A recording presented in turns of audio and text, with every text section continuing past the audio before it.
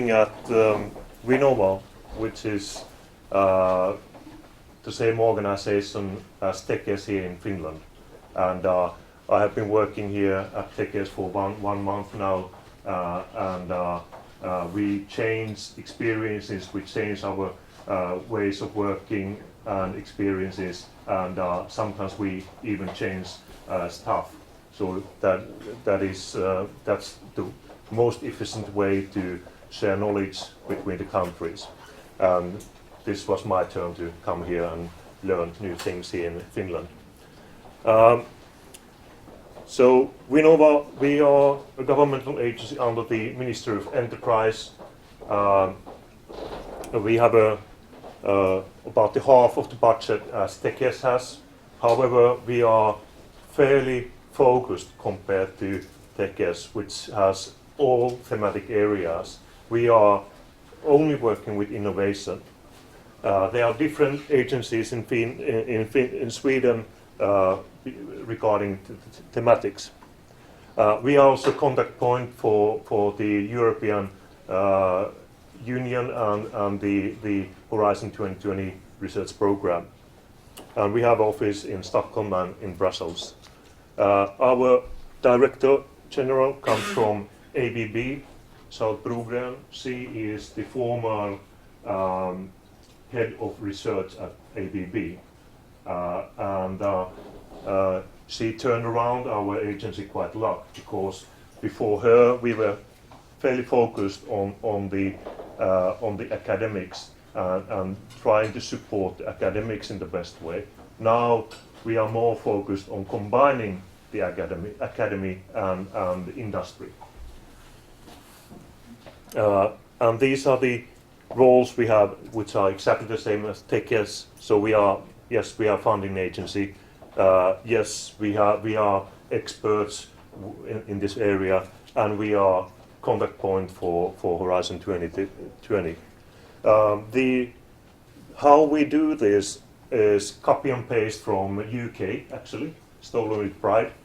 So what we do is we connect different categories and the academy, the research institute, the industry, the public sector, and we catalyze them to do something which they wouldn't have done otherwise. And we stimulate this. And how do we stimulate it? Yes, we have a budget of, we'll lose some from the overhead, but it's 2.6 billion kroners, which we use to stimulate this kind of cooperation. So it's our version of public-private partnership. It's not exactly the same as in Horizon, but it's our version. Almost half of the money goes to universities. And however, what the universities are doing is determined by the industry. So it's really focused research on getting the results which can be used in the industrial scale. 1/4 goes to companies, and in this case we mean small and medium-sized companies, and the rest of it goes to research institutes and so forth. Target value for amount of research and development is 3% of the GDP. This is an old figure. So for 10 years ago, yes, we made the limit of 3%, which is called for the European Union. However, our part of the total governmental aid is quite small, and especially if you compare the whole amount of research and development done by the public sector, it's really small. So we don't have illusion of trying to steer with this small amount of money, but we are trying to scale up the money instead. And one of the ways to do is of course that we look what kind of thematics, what kind of projects are running in the horizon, and we try to create the same type of projects and which can be scalable on the European scale. Finland has been very good on this sector as well, regarding the amount of research and development done. And we can see that 2001 Sweden had more than 3% of GDP on research. However, if we look at the figures nowadays, we are fairly above the 2% level. Much better with Finland, but still under the limit of 3%.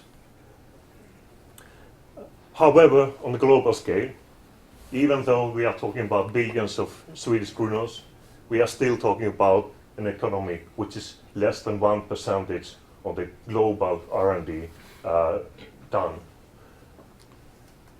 And this means that we have to combine all the resources. And that means that the normal projects which we are financing, we have all the components in. We have 1 or 2 academic partners in the project. We have research institute. We have large enterprises. We have small, medium-sized companies in the same project, sharing the same results.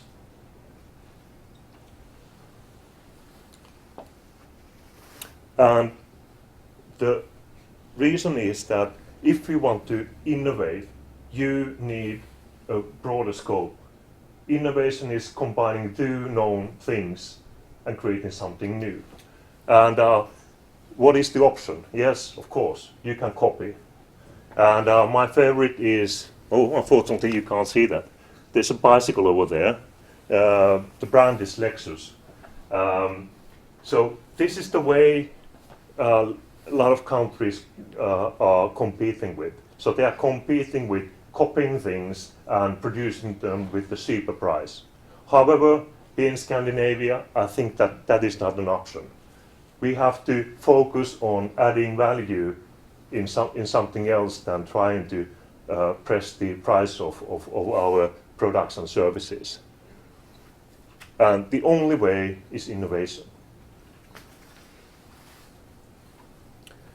Normally, when we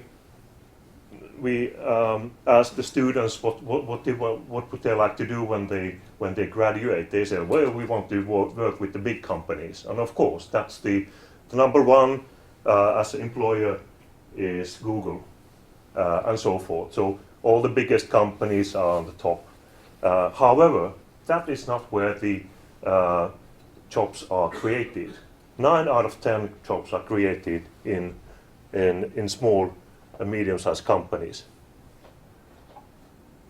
But of course, if you are new graduated, if you go into a big company, you get a lot of experience and the organization supports your in the beginning, which is not usually the case with very small companies.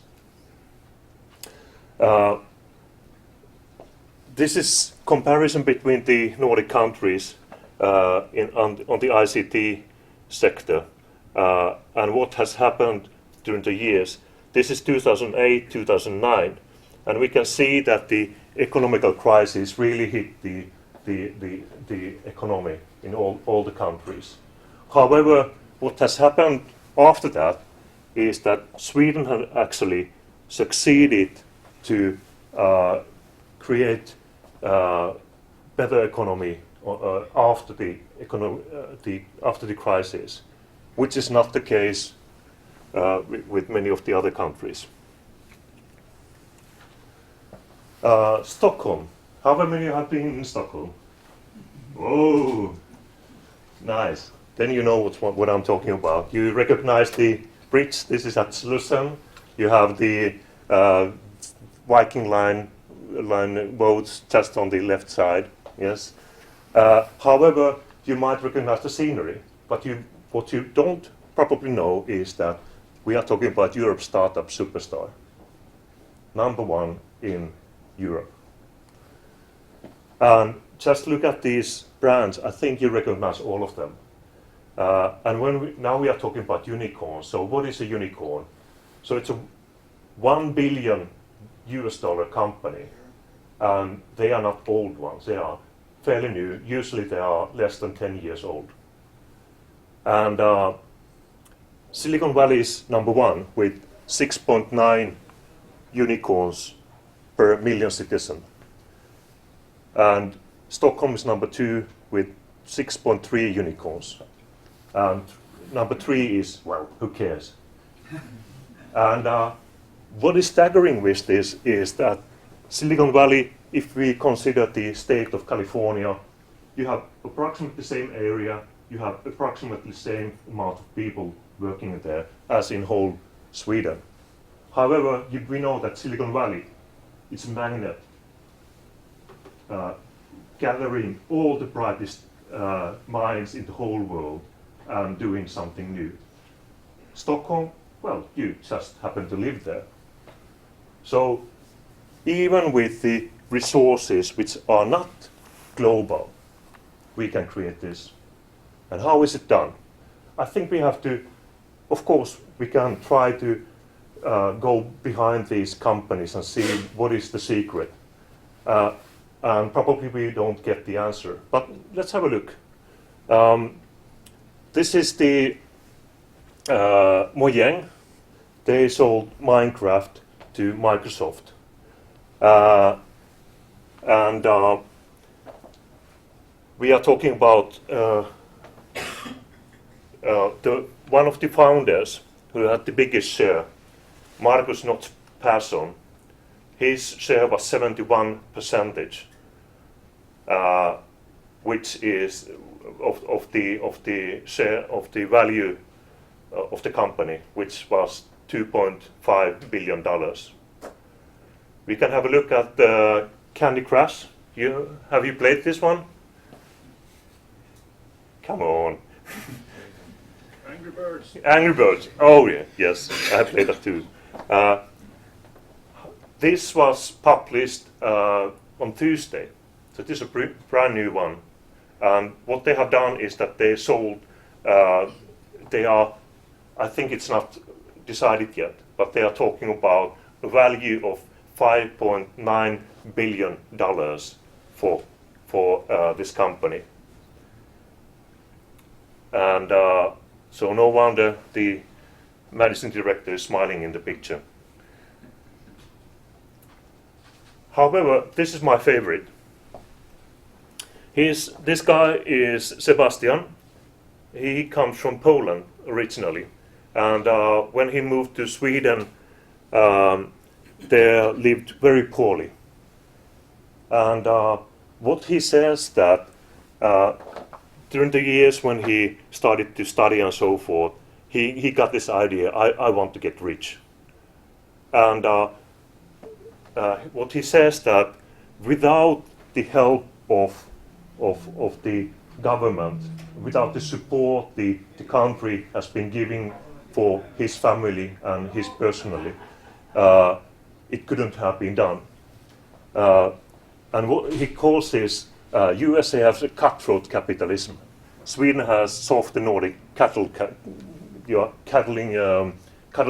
capitalism. That means that instead of demands, you get freedom. And that goes through the whole society. This sphere cuts straight through school issues, integration issues, labor issues, health issues, and more. So you don't have to worry about kindergartens, they are there. You don't have to worry about the schools, they are there. Of course, not as good as in Finland, but anyway. And so forth and so forth. So what he says that it is the advantage of the whole nation which brings up this enabling these kind of companies. And this is really interesting because all the Nordic countries share the same values. If we look at the business which is made, a lot of these companies are sold. many of these companies on the IT sector. So all of this is on the ICT sector. And who is buying these companies? Almost all of them are bought by American enterprises. And why is this? The answer is scalability. I will come back to this, but Americans are really focusing on scalability. And just to have a look at how do these companies, this is called gazelle companies, so they are companies which are expanding more than 20% annually. So they are really fast-moving companies. And in Finland, yes, the companies which reach more than 50 employees, most of them do. They don't do that in Sweden. They start in small scale. Even if we go up in size, more than 100 employees, they don't grow that much, even less than in the previous figure. So how do the Swedish companies succeed? I'm losing all the text here. Well, let's have a look at the companies. When are the big companies created? And here we have different time eras. So here we have before 1870. Here we have before 19th century. So here during the first decades on the 19th century and so forth. This is the companies created after 1970. Zero. So we are talking about the 50 biggest, largest companies regarding number of employees. Zero. So they don't grow, they don't create jobs. They create value. And that is a huge difference. Just to have a look at this Fortune 1000 list. So here we can see that the amount of new companies is enormous. So so the new companies coming to this Fortune list is 70% nowadays. So the old companies, they don't renew themselves that much. So their market shares are created by somebody else. And what do the Swedes do? Yes, they think about the scalability all the time because, of course, you have almost 10 million people living in Sweden. However, on the global scale, it's not really much. So all the time they are concerned about how to expand this on a global scale. So internationally, it takes 1.4 years for average company from a small country to become international. In Sweden, it's half of the time. So when you create something, you start thinking about global immediately, because that's where the customers are, not in Sweden. I could bring up several cases of companies which haven't done this. One of them is Nimbus, who was the biggest boat manufacturer in the whole world in the 70s. They don't exist anymore. Yes, well they do, but they are in a very small scale. At that time, Bavaria was a really small company. Nowadays, Bavaria is the largest yacht manufacturing in the whole world, and Nimbus is barely existing because Nimbus produced boats only for Swedish markets, and Bavaria, they didn't have any internal markets, so everything they produced they exported, and now they are the biggest in the world. So maybe John Lennon wasn't that. He wasn't probably thinking about economics here. He was maybe thinking more like ideas and ways of thinking. However, this is really true even on the enterprise. You can have your office anywhere. That is not an issue. And probably Nordic countries is a really nice place to have an office, because what the government gives you in terms of public sector services. But you have to think global. Even though Sweden has this scope, we are still far behind USA. So this is upscaling, and Silicon Valley is still number one. And I think we still have to think even more on a global scale in order to get the first position on that innovation leader. What we are doing from the governmental side, we are financing projects which wouldn't have been created otherwise. So we share the risk. And in order to share the risk, well, you have to have higher risk than you would have had otherwise. We go in early stages. We look at the international potential of this company, and we look at the novelty. How novel, how new is the idea they are trying to develop. And what we want them to do is that, of course, it's R&D performance and accelerate this one.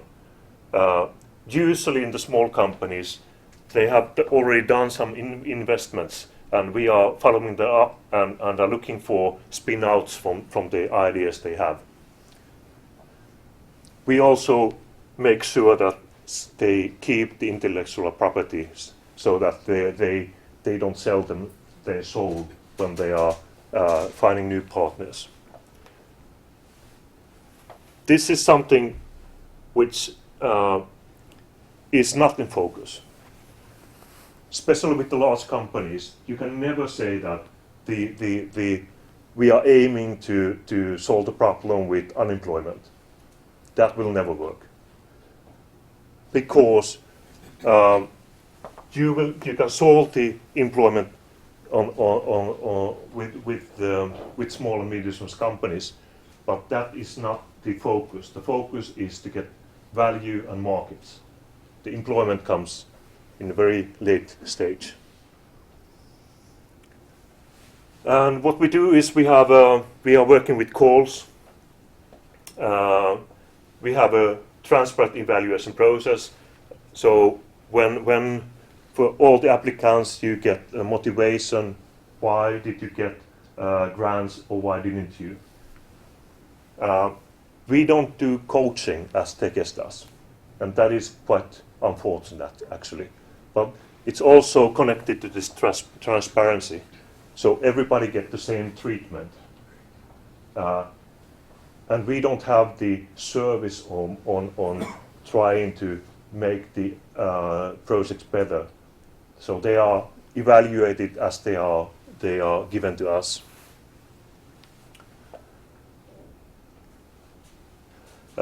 This is just a palette of instruments we are using. Yes, we have researchers and so forth, which if they have good ideas, we are able to finance them as well. But usually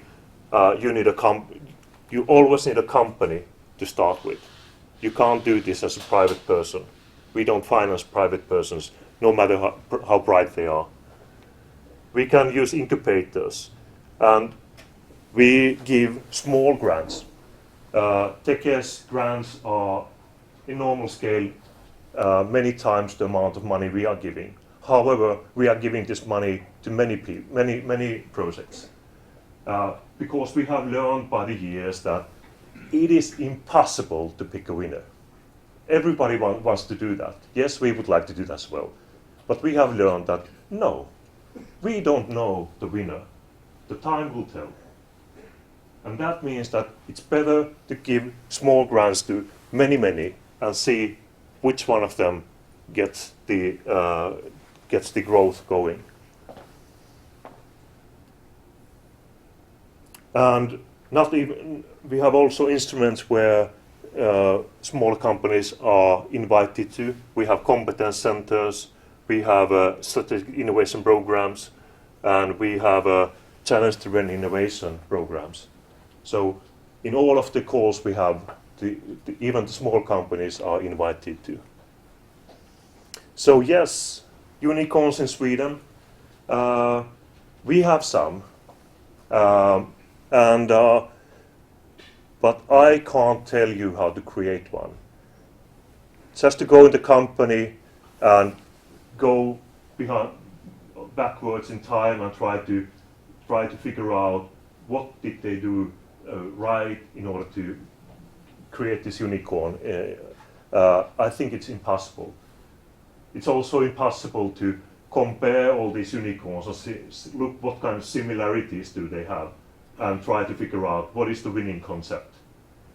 I think the unicorns which we have, they are unique, all of them, and you can't create a pattern. So what we do instead is that we promote very many and see which one of them creates a unicorn in the longer run. Thank you.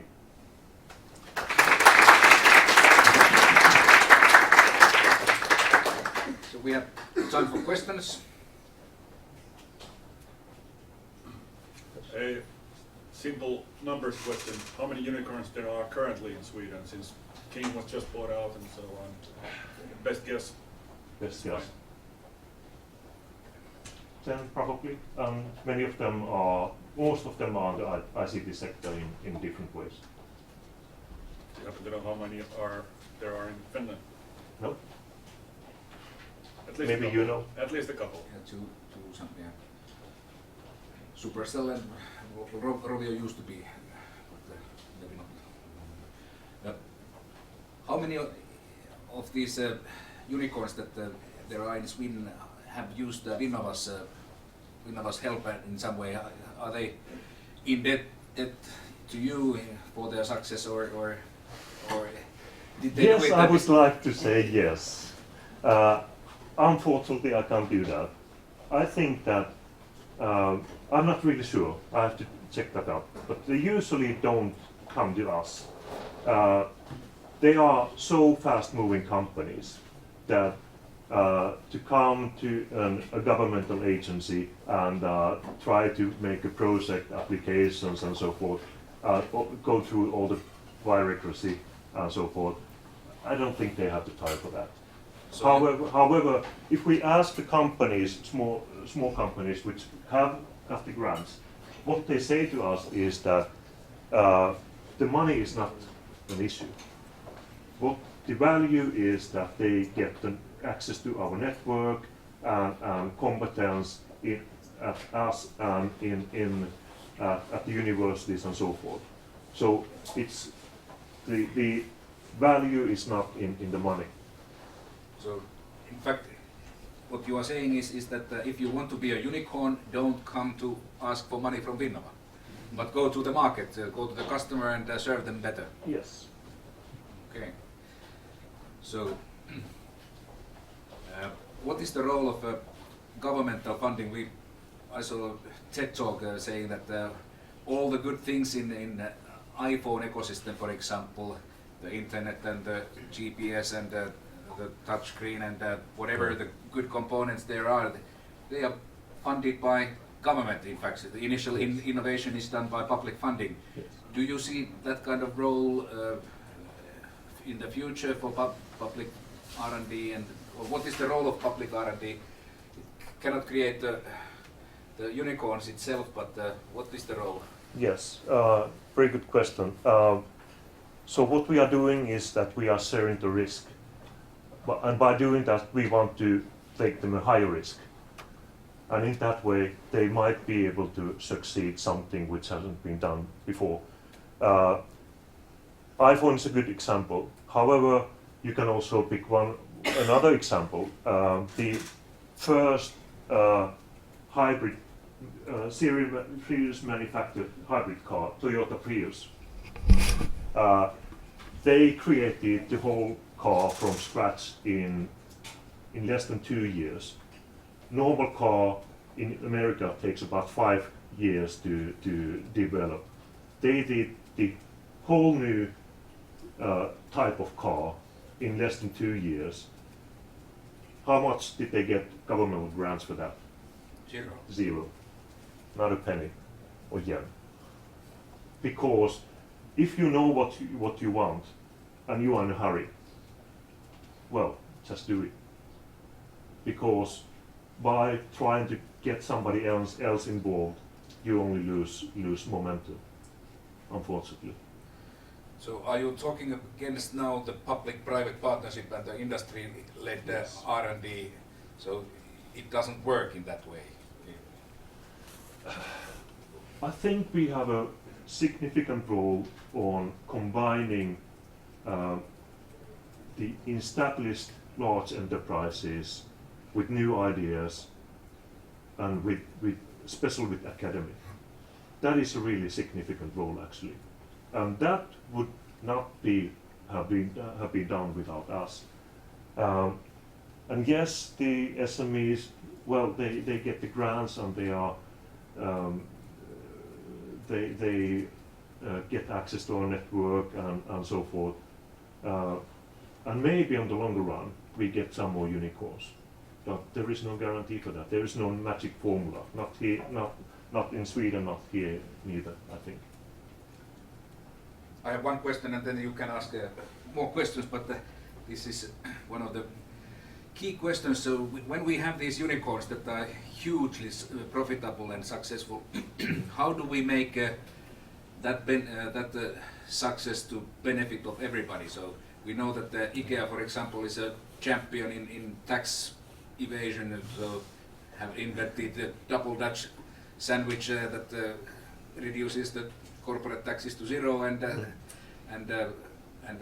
also with the others, it's difficult to, if one guy earns 2 billion euros, how does the society get its share? So how do you get it to the benefit of society? Yes, there are some companies which it's actually funny when we are talking about the Swedish companies. I sometimes get this anxious need to gather some flags. So when I'm talking with Scania, I will take the German flag, and when I'm talking to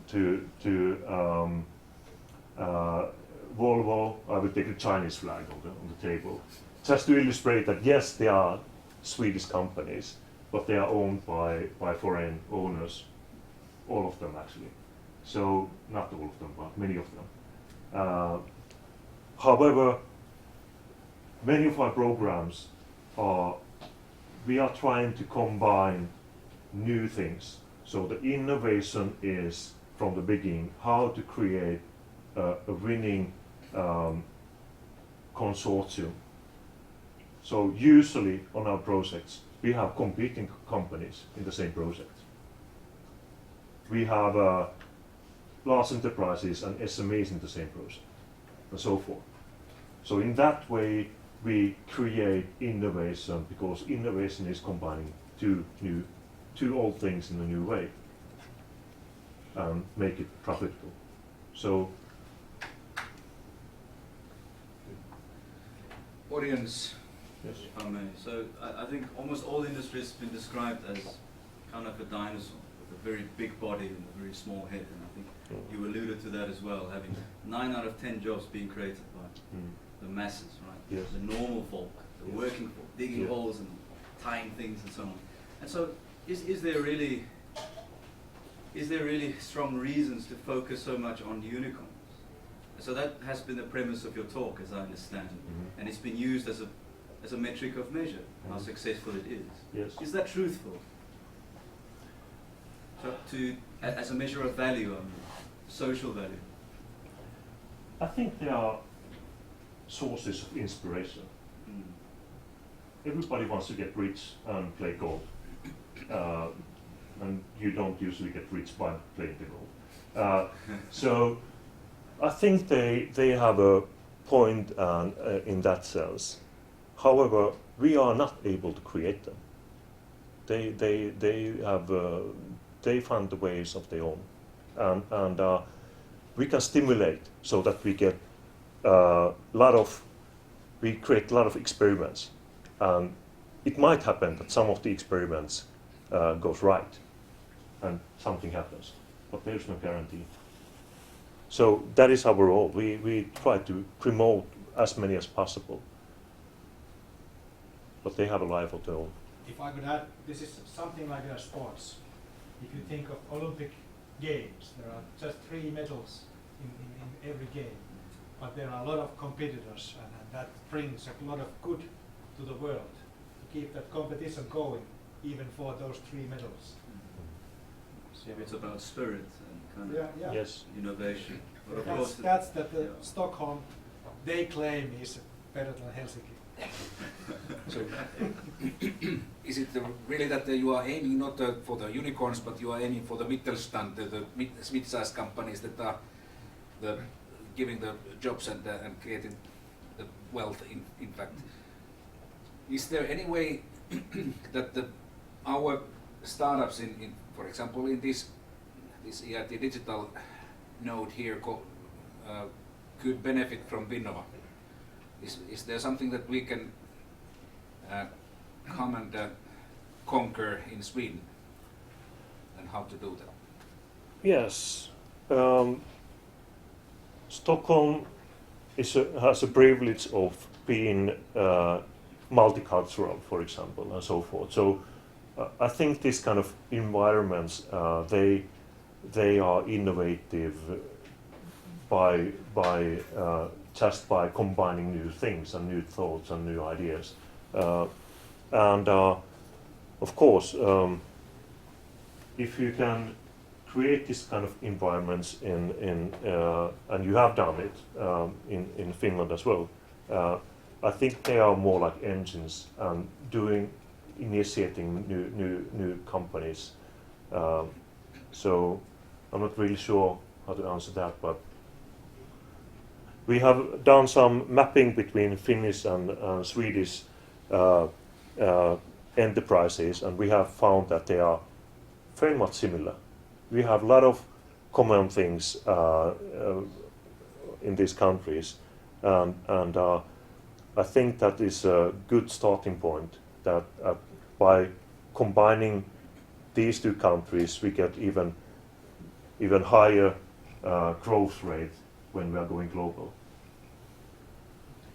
And we also think that it is not accident that there is a EIT digital node in Stockholm as well. What you can do bilateral work with them quite easy. So we noticed that by accident our nodes are located on those places where the unicorns really are born in Europe. So London, Stockholm, Berlin, Helsinki, Paris are the places where most of the unicorns are being born in Europe, and then we have co-location centers in those nodes there. More questions before we lose this great opportunity to challenge and ask information from VINNOVA. So what about health and well-being, wellness sector? What is happening in Sweden at the moment, and do you find that unicorn by the corner? Yes, good question. Sweden had quite a large sector on the medicine and healthcare. We had this, for example, one of the examples is AstraZeneca, with thousands of jobs on the research and development of new medicines. However, the company was bought by Americans, or was owned by the Americans, and they moved the whole R&D department to UK. However, many of the scientists and researchers, they are still there. It has created many small companies which are on the developing the medicines and healthcare solutions nowadays. So it has kind of the big company has fallen down, but instead of just fading away, it has created a huge amount of small companies. And time will tell how many of these will make it to a unicorn. But there are several really nice initiatives going on there. If I may. So there was a term which was embraced called cuddle capitalism, Yes. which I think is very nice.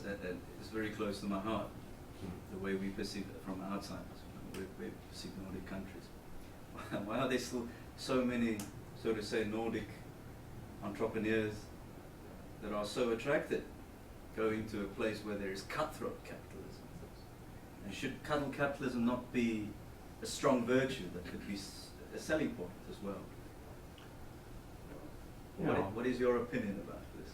Is it a question of perception and impression? Of course, if you have an idea which needs the ultimate scalability, then you have to go to Silicon Valley, because then you get access to these global companies and the networks in there, which can provide this ultimate scalability. However, I think there are good opportunities to do that in anywhere in the world, actually, especially in digital services. They are by far the most scalable things. If you create something in a supercomputer, it's a matter of months before you can get the same thing in your cell phone. So the scalability is enormous, and I think in that sense, why do you have to go to Silicon Valley to do that? So of course, if you need this ultimate scalability, yes, but usually you make the companies I showed you, they have done it in Stockholm.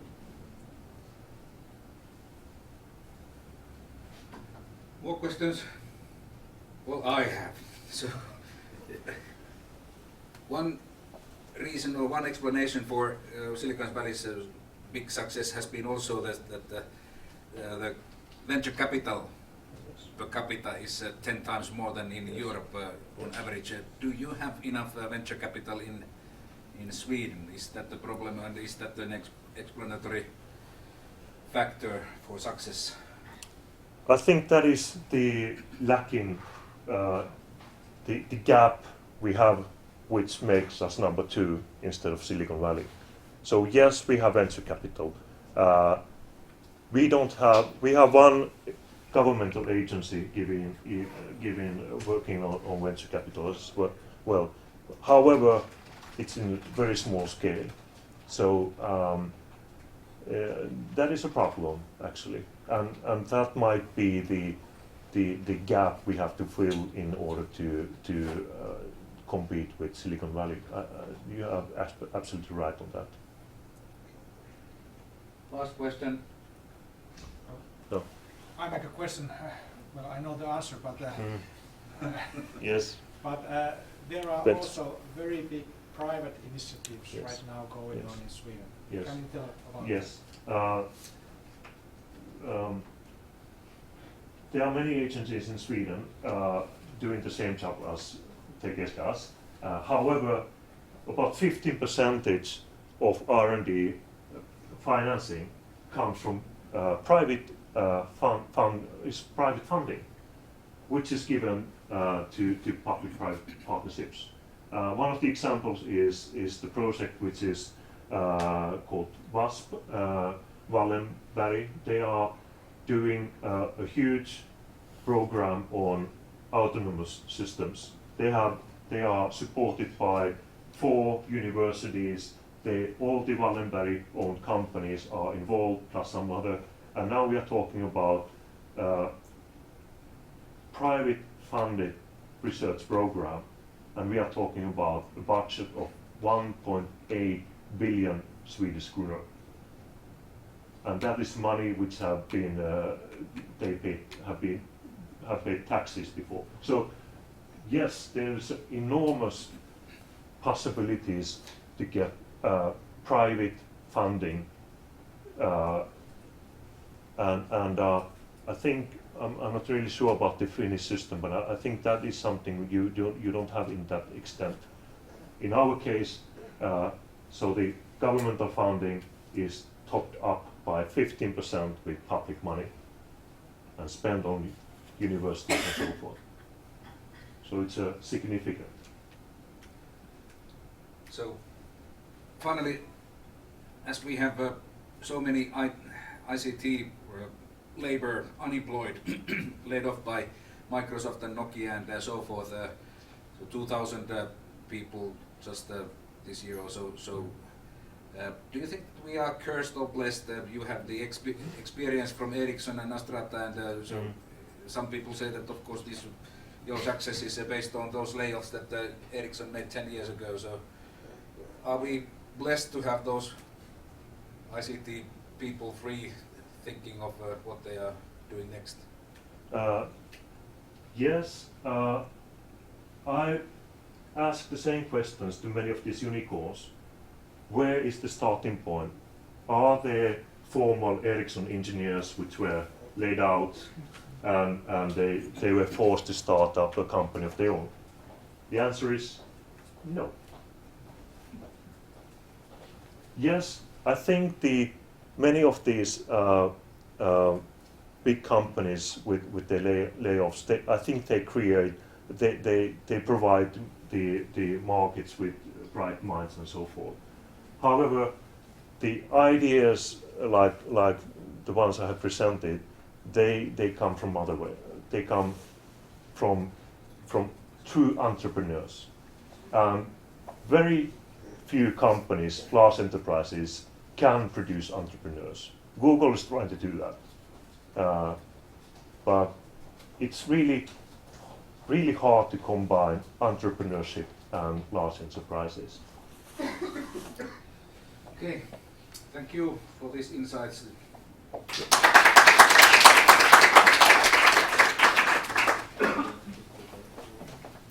And now you have